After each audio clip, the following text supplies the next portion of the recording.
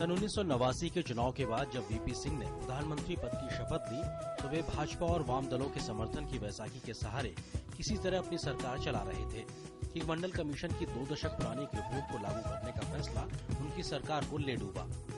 मंडल आयोग के तहत सामाजिक और शैक्षणिक रूप से पिछड़े वर्गों को सरकारी नौकरियों में 27% आरक्षण देने का फैसला हुआ। पूरे देश में आरक्षण विरोधी आंदोलन हिंसक रूप लेने लगा। कई जगहों पर छात्रों ने आत्मदाह कर लिया और अपने सर्टिफिकेट जला दिए। पूरे देश भर में मंडल कमंडल की राजनीति शुरू हो गई। भाजपा नेता लालकृष्ण आडवाणी ने मंडल के जवाब में कमंडल की राजनीति तेज करते हुए अयोध्या में राम मंदिर बनाने के लिए रथ यात्रा शुरू कर दी। आडवाणी की रथ यात्रा बिहार में उस समय जनता दल के मुख्यमंत्री लालू प्रसाद यादव के द्वारा रोक दी गई और आडवाणी को गिरफ्तार कर लिया गया। भाजपा ने इसके विरोध में सरकार से समर्थन वापस ले लिया और वीपी सिंह की सरकार महज 11 महीने में ही गिर गई। विश्वनाथ प्रताप सिंह द्वारा प्रधानमंत्री पद से हटने के बाद कांग्रेस के समर्थन से चंद्रशेखर प्रधानमंत्री के पद पर सत्तारूढ़ हुए। इसी बीच कांग्रेस द्वारा चंद्रशेखर सरकार पर राजीव गांधी की जासूसी करने का आरोप लगाकर आखिरकार 5 मार्च 1991 को चंद्रशेखर सरकार से समर्थन वापस ले लिया। आखिरकार 1989 के आम चुनाव के महज 16 महीने बाद ही 10वीं लोकसभा के लिए चुनाव की घोषणा कर दी गई।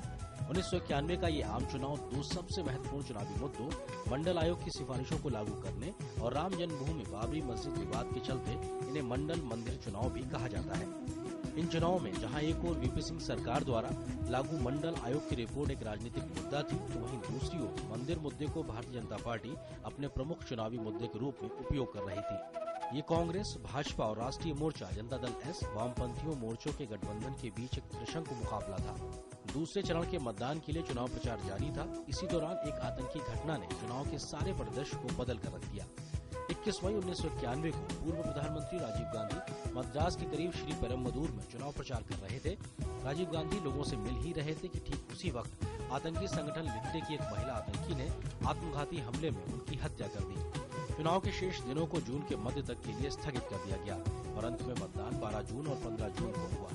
जब चुनाव के नतीजे सामने आए तो एक बार फिर से त्रिशंकु संसद सामने आई, जिसमें 232 सीटों के साथ कांग्रेस सबसे बड़ी पार्टी के रूप में उभरी और 120 सीटों के साथ भाजपा दूसरे स्थान पर बनी हुई थी। जनता दल 59 सीटों के साथ तीसरे स्थान पर रही। 21 जून 1991 को राजनीति से अपने बोरिया बिस्तर समेट चुके पीवी नरसिम्हा राव को प्रधानमंत्री पद की शपथ दिलाई गई।